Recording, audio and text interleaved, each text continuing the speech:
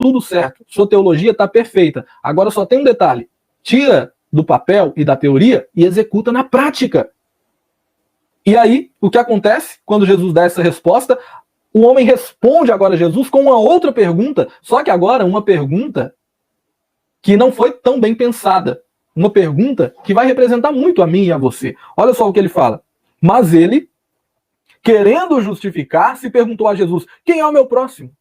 Nota que essa segunda pergunta parece que ele já não pensou tão bem ao fazê-la. Porque quando Jesus meio que lança na cara dele, olha, beleza, agora vai lá e faz isso aí que você só está falando, é como se ele tivesse, epa, Jesus está demonstrando que eu não faço, ele de certa forma está revelando que eu não faço. E aí o que ele faz? Ah, mas quem é o meu próximo? É como se fosse assim, me mostra então quem é o meu próximo que eu vou lá e faço. Para mim é de boa. Só me mostra quem é o meu próximo que eu vou lá ajudá-lo, que eu vou lá mostrá-lo. Porque Deus eu sei quem é. Agora, quem é o meu próximo? Para que eu possa ir lá e amá-lo nessa necessidade que ele está. Jesus chegou na cara desse homem e falou assim, olha, sua teologia está certinha, meu amigo. Agora é só você ir lá e executar, na prática. E aí ele arruma, peraí, né, Jesus, mas né, eu não sei quem é o meu próximo. Quem é o meu próximo? E aí Jesus vai responder. Aí sim entra na parábola. Vocês estão entendendo isso aqui, pessoal? Quando ele vem com essa justificativa, quando ele vem com essa conversinha mole, Jesus vai lá e conta a parábola. Ele pergunta, quem é o meu próximo, Jesus? E aí começa o texto que nós lemos. Em resposta, disse Jesus. Então, vocês estão entendendo que a parábola é uma resposta a alguma pergunta que foi feita ou a alguma situação, nesse caso aqui, uma pergunta que foi feita. O homem perguntou, quem é o meu próximo? Aí Jesus, beleza, eu vou te explicar quem é o seu próximo. E Jesus conta então a parábola. Vamos entender então. Olha aqui, o sentido da parábola já vai ser mostrado agora. A parábola é para responder quem é o próximo. E não para falar que Jesus é aquele que veio para cuidar, o bom samaritano que cuidou e tal. Não, vocês vão entender isso aqui agora. Em resposta, disse Jesus, um homem descia de Jerusalém para Jericó, quando caiu nas mãos de assaltantes. Então, assaltantes pegam esse homem, roubam tudo que ele tem. Estes lhes tiraram as roupas, espancaram-no e foram, deixando-o quase morto. Então o homem ficou quase morto, irmãos. Estava lá, talvez caído, todo machucado. A ideia que passa é que ele parecia que já estava morto. A situação dele era essa. E Jesus continua. Tenta imaginar, para quem que Jesus está contando essa história? Lembra do contexto. Jesus está contando essa história para o mestre da lei, que chegou falando com ele, o que eu preciso fazer para herdar a vida eterna. E aí Jesus respondeu para ele, que a resposta dele estava certa. Aí ele fala, mas quem é o meu próximo? E Jesus está contando a parábola. Esse homem descia, apanhou, está quase morto. Pois bem, esse mestre da lei está entendendo tudo. Aconteceu estar descendo pela mesma estrada um sacerdote. Quando viu o homem, passou pelo outro lado. Irmãos, por que o sacerdote passou pelo outro lado? O sacerdote passou pelo outro lado por um princípio que esse próprio sacerdote e talvez o perito na lei também respeitasse. Que era um princípio da palavra de Deus que fala que os homens que iriam participar do serviço no templo, que iriam participar dos serviços religiosos daquela época, não poderiam tocar em coisa morta, não poderiam se contaminar com nada que fosse impuro. E se aquele homem tivesse morto, ele seria impuro. Então, quando esse sacerdote passa e contempla aquele homem caído, ele passa de longe. Mas ele não passa de longe meramente por passar. Ele passa porque, se formos analisar ao pé da letra, ele está o quê? Ele está obedecendo a palavra. Olha, aquele homem está caído, ele pode estar morto. Então, como eu sou um homem fiel à palavra e a palavra me orienta a não tocar em coisa morta, então estou passando aqui de fininho porque eu sou fiel à palavra. E segue a vida dele. Provavelmente ele era dali. Se ele era sacerdote, ele era dali. Mas ele passa de fininho, vai embora e não encosta, porque ele estava obedecendo a palavra. Pois bem, verso de número 32. E assim também um levita, quando chegou ao lugar e o viu, passou pelo outro lado. A ideia que passa aqui, irmãos, é que, tipo assim, aquela estrada sendo muito, íngreme, longe, talvez esse levita, vindo ao longe, percebeu aquele mestre da lei, ou aquele sacerdote passando ao longe, e quando ele chega perto, ele sendo um levita, ele sendo um daqueles que também tinha algum ofício religioso ali na nação, o que eles falam? Não, mas a palavra de Deus fala que eu não posso tocar em coisa morta, então estou saindo aqui de ladinho, porque eu sou fiel à palavra. E ele sai de ladinho. Talvez ele até tenha visto, o sacerdote passar de lado, e ele, eu vou seguir o exemplo de um homem que eu sei que é fiel à palavra, e passou de lado também. Então, até então, para esse homem aqui que está ouvindo a resposta de Jesus, aparentemente está tudo certo. Tem um homem caído, quase morto, machucado, e tem agora dois homens passando de longe. Dois homens fiéis à palavra, que estão sendo fiéis à palavra e estão passando de longe. Só que aí tem um detalhe. Olha o que Jesus fala no verso 33. Isso aqui deve ter sido como comichão ali no ouvido daquele perito na lei que estava questionando a Jesus. Isso aqui deve ter feito ele ficar meio que nervoso. Jesus fala: mas um samaritano, estando de viagem, chegou onde se encontrava o homem e, quando viu, teve piedade dele.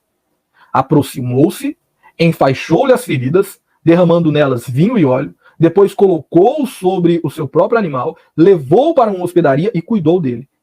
No dia seguinte, deu 2 denários ao hospedeiro e lhe disse: cuide dele, quando eu voltar, pagarei todas as despesas que você tiver. Jesus conta agora a respeito de um samaritano. Quem eram os samaritanos? Os samaritanos, eles não se davam bem com os judeus. Por quê? Os judeus, eles consideravam os samaritanos impuros. Porque os samaritanos eram pessoas judeus que se misturaram com outros povos, e aí ficou uma raça mestiça, por assim dizer. E os judeus que eram puros, de sangue puro, assim dizendo, eles odiavam os samaritanos. Eles tratavam os samaritanos como cães, como cachorros. Eles achavam que os samaritanos e os gentios seriam como se fosse o quê? O combustível do inferno. Eles odiavam os samaritanos. E aí o que acontece? O que acontece é que Jesus coloca na história agora um samaritano que mostra piedade para aquele homem que está caído ali no chão. E não é uma piedade fajuta, não é uma coisa só de passar por cima, de chegar e falar assim: meu amigo, você tá bem? Ah, eu não tô bem não. Ô moço, toma aqui um pão, porque aí você vai se alimentando, passa alguém aí e te ajuda. Não. Ele chega perto. Ele cuida do homem. Ele limpa as feridas do homem. Isso mostra preocupação, isso mostra zelo. Além disso, ele enfaixa aquelas feridas. Além disso, ele não somente cuida do homem ali naquele momento, mas ele coloca o homem no seu próprio animal. Muitas das vezes, talvez aquele homem deveria ir andando, enquanto ele talvez estivesse no seu animal, e agora ele está andando e um homem está ali todo machucado, deitado em cima do animal. Então ele teve que talvez caminhar o restante do negócio. Detalhe, ele não estava de passagem apenas ali, por ali, ele estava de viagem.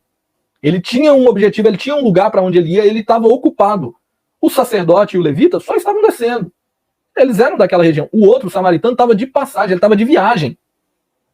Mas ele ele adia o momento que ele chegaria no seu destino para poder cuidar, se dedicar a esse homem aqui. E não somente isso, mas ele coloca sobre esse animal e ele vai com esse homem até uma hospedaria. E ele paga a hospedaria para aquele homem, mostrando que foi necessário, ele se preocupou ao ponto de tirar algo, de perder algo. E não somente isso, mas ele promete: olha, se ele estiver devendo algo, depois eu venho aqui e pago. Demonstrando que ele, de fato, teve uma misericórdia e ele cumpriu aquilo que é o preceito mais importante que Cristo ensina, que é esse, a prática da misericórdia. E Jesus estava mostrando aqui: olha, o samaritano fez tudo isso. E quando a gente acha que já está claro o que Jesus quer ensinar sobre quem é o meu próximo, Jesus vem e ele faz uma pergunta no final, irmãos, que é muito linda. Só que olha a pergunta que Jesus fez, irmãos. Está no verso de número 36. A pergunta que Jesus fez é muito top, gente. Olha o que ele fala. Qual desses 3 você acha que foi o próximo do homem que caiu nas mãos dos assaltantes? Gente, isso aqui é incrível. Vocês conseguiram entender o que Jesus fez aqui? Jesus falou o seguinte: olha, nessa historinha que eu estou contando aqui, meu filho, você, mestre da lei, você não é o que está de pé, você não é o samaritano que está ajudando o cara que está caído. Não. Nessa historinha, você é o caído. Você quer saber quem é o seu próximo? Quem foi o próximo do homem que estava caído? Jesus inverteu os papéis.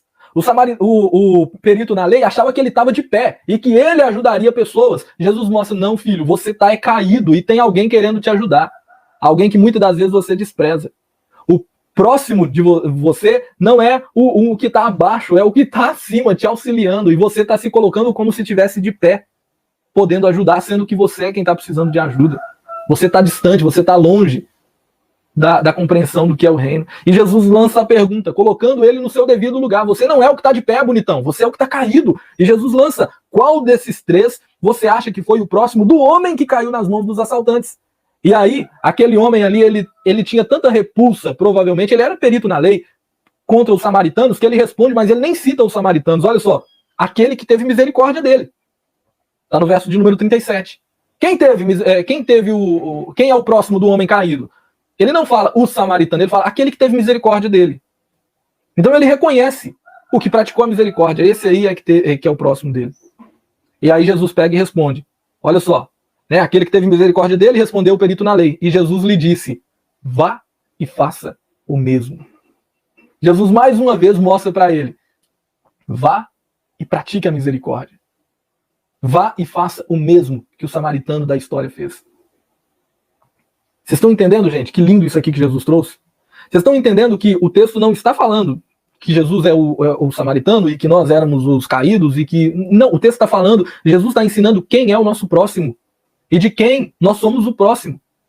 Isso aqui, irmãos, é algo que teve uma aplicação para aquele tempo, que mostrou na cara daquele mestre da lei, você não está fazendo nada, rapaz. Você conhece, a sua teologia está certinha, está tudo bem explicadinho, está tudo aí, ó, os pingos nos is, ponto por ponto. Mas está só no papel, está só na conversa, está só na teoria. O evangelho é muito mais do que palavras, é o título desse devocional. Ele não se resume a palavras, vai muito além do que palavras. Deve desembocar numa vida prática de amor e de misericórdia. E aqui, irmãos, eu abro um parênteses para trazer uma aplicação para mim e para a sua vida aqui nessa manhã. Será que nós temos vivido um evangelho só de palavras, gente? Será que a gente tem ficado só na conversa? Porque se você olhar para o perito, para o sacerdote e para o levita nessa história, eles estavam, entre aspas, cumprindo a palavra.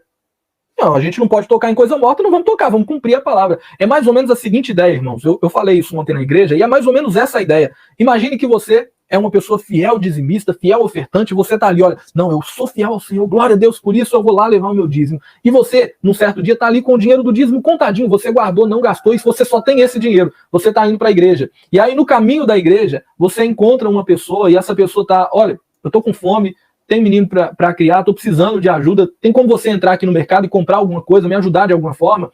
E aí você só tem aquele dinheiro, e você fala, ô meu irmão, ô meu amigo, infelizmente não tem não, vai lá no social, vai lá no CRAS, pede ajuda lá para eles, ou então vai ali, ó, tem um pessoal ali na praça, pede ajuda àquele pessoal, porque eu não tenho não. E aí você chega, ah Senhor, mas eu não poderia tirar o do dízimo, que isso, eu sou fiel do dízimo, da oferta. E aí você chega todo feliz, vai lá e deposita o do dízimo e o da oferta. Ou seja, alguém lá atrás ficou faminto, alguém lá atrás necessitava de misericórdia, mas você, em cumprimento da palavra, não praticou a misericórdia. Vocês estão entendendo? Praticamente foi isso que aconteceu. E aí aqui, eu não estou falando que você não deve ser fiel dizimista ou fiel ofertante, não é nada disso. Eu só estou falando para você que nós precisamos parar de falar as coisas e de ser só teóricos e passar a sermos pessoas práticas na nossa fé. Sabe? Por quê? Quando a gente é só teórico, a gente quer dar pitaco, a gente sabe as respostas, a gente entende de tudo, mas na hora da prática é como se falasse assim, olha, mas e aí, o que você está fazendo mesmo? Você entende tudo, mas o que você está fazendo? Ah, nada. Mas eu tenho um porquê não fazer nada. E aí vem as justificativas. Nós precisamos entender, irmãos, que o evangelho ele vai requerer doação, ou seja, doação no sentido de você se doar. Ele vai requerer que você se doe pelo seu próximo, pelas pessoas. Não existe evangelho só de palavras, só da gente falar bonito, só da gente, sabe, entender as coisas. Vocês vão...